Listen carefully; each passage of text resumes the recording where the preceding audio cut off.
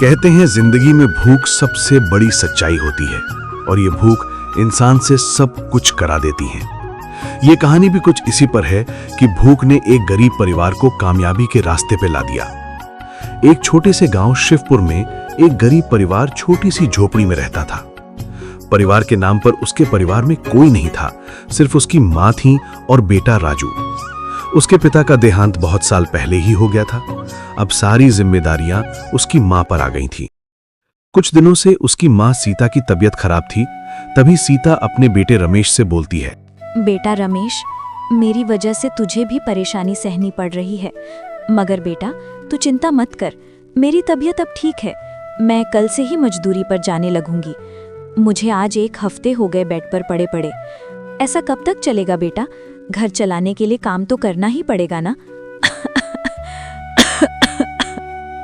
क्या माँ, तुम काम पर जाओगी? अभी तुम्हारी तबीयत कहाँ ठीक हुई है? देख रही हो कितनी खांसी आ रही है। इस हालत में तुम कैसे जाओगी? डॉक्टर ने भी बोला है कि अभी तुमको कुछ दिन लगेंगे ठीक होने में, तो तुम्हें अभी कहीं नहीं जाना। पर बेटा, अगर काम पर नहीं जाऊंगी तो हम खाएंगे क्या? घर पे बैठने से घर चलेगा नहीं। और अब ठीक हूँ बेटा, तू चिंता मत कर, मेरी पहले से बेहतर महसूस हो रहा है मुझे। नहीं माँ, मुझे कुछ नहीं सुनना। तुम्हें मेरी कसम, अभी तुम कहीं नहीं जाओगी, वरना तुम्हारी तबीयत फिर खराब हो जाएगी। और वैसे भी अभी घर में इतना राशन है कि 1 हफ्ते तक चल जाएगा। हम नमक रोटी खा लेंगे माँ, लेकिन अभी तुम्हें काम पर नहीं जाना, बस। अच्छा ठीक है बाबा, मैं काम पर नहीं जाऊंगी जब तक मैं पूरी तरीके से ठीक नहीं हो जाऊंगी। बस खुश अब। अच्छा चल सो जा, बहुत रात हो गई। अगली सुबह होती है। रमेश के घर के सामने उसके स्कूल का दोस्त राजू खड़ा होता है और उसे आवाज लगा रहा होता है। तभी रमेश घर के बाहर जाता है। अरे रमेश, तू तैयार नहीं हुआ? स्कूल नहीं जाएगा क्या आज? नहीं यार, मैं स्कूल नहीं जाऊंगा। वो मेरी मम्मी की तबीयत खराब है और घर में कोई है भी नहीं, तो उन्हें अकेला छोड़कर मैं कैसे स्कूल जा सकता हूँ? ओह अच्छा, चल कोई बात नहीं। फिर वैसे कब से स्कूल आएगा तू? देख भाई, कब से आता हूँ अभी कुछ कंफर्म नहीं है। मम्मी की तबीयत खराब है, तो हो सके मैं ही मजदूरी पे जाऊँ मम्मी की जगह। जब भाई घर में कोई है नहीं तो काम तो करना ही पड़ेगा। भाई, मजदूरी से अच्छा तू कोई काम कर ले खुद का। मैं कौन सा काम करूं भाई? हमारे पास इतने पैसे थोड़ी ना है कि हम अपना खुद का कोई धंधा शुरू करें। अरे भाई, कर सकता है। हमारे स्कूल के सामने तू मैगी का ठेला लगा। अभी हमारे पूरे गांव में किसी की दुकान नहीं है मैगी की। और वैसे भी तुझे तो पता ही है बच्चों को स्कूल में कितनी मैगी पसंद है। और अगर तुम्हारा वहां ठेला होगा तो तुम सोचो तुम्हारा कितना मुनाफा होगा।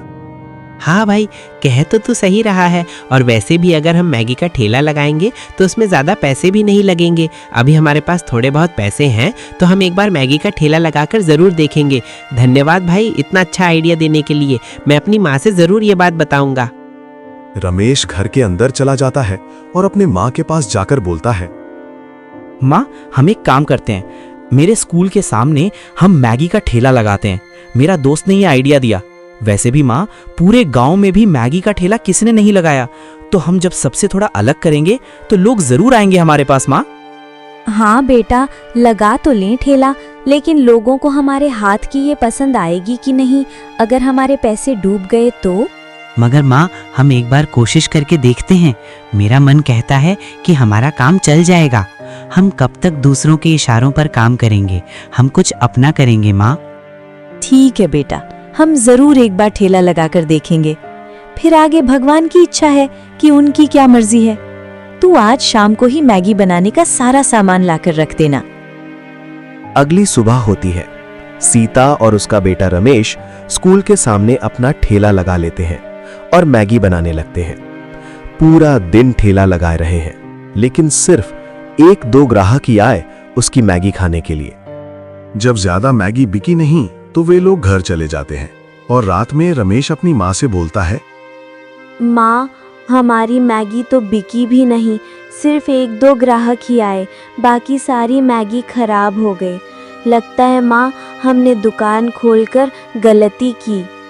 अरे बेटा, इतनी जल्दी हार नहीं मानते, धंधे को चलने में कुछ दिन लगते हैं।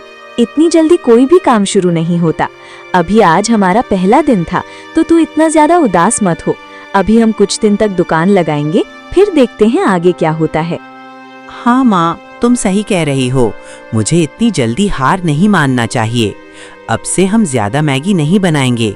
जिस तरह ग्राहक आएंगे उसी हिसाब से मैगी बनाएंगे। अगली सुबह होती है और सीता और उसका बेटा रमेश फिर ठेला लगाते हैं, पर आज भी उसके दुकान पर ज्यादा ग्राहक नहीं आए। ऐसे ही 2-3 दिन तक चलता रहा, बस गिने चुने ग्राहक आते थे।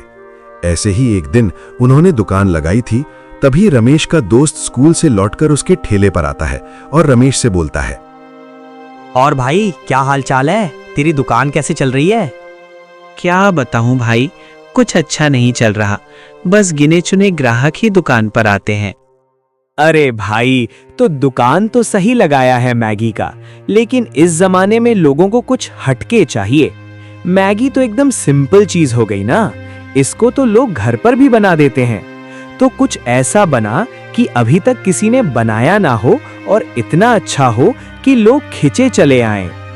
ठीक है भाई, मैं जरूर सोचूंगा कि कैसे लोगों से थोड़ा अलग बनाऊं।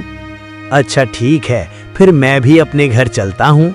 भाई ये ले, चॉकलेट खा। आज रोहन का बर्थडे था तो उसने दिया था स्कूल में। मिल गया भाई आइडिया। मैं काम करता हूँ, चॉकलेट मैगी बनाता हूँ, सबसे अलग।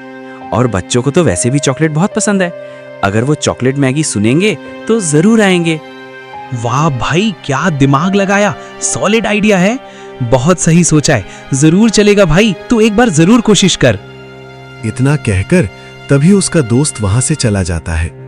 राजू तभी अपने मन में सोचता है, आज की कमाई के पैसे से मैं कल ही मार्केट से ढेर सारे चॉकलेट और मैगी का पैकेट लेके आ जाऊंगा, चॉकलेट मैगी बनाने के लिए।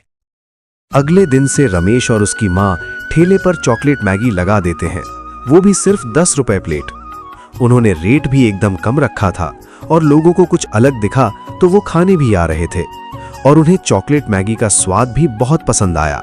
धीरे धीरे उसकी दुकान चल गई और लोगों की भीड़ उसके दुकान पर लगी रहती थी। अब धीरे धीरे उनकी आर्थिक स्थिति बेहतर हो गई और पूरे गांव में चॉकलेट मैगी फेमस हो गई। अब तो लोग बाहर के गांव के लोग भी उसके ठेले की चॉकलेट मैगी खाने आने लगे थे। कहते हैं ना, इंसान को कभी भी हार नहीं मानना चाहिए और हमेशा मेहनत करते रहना चाहिए।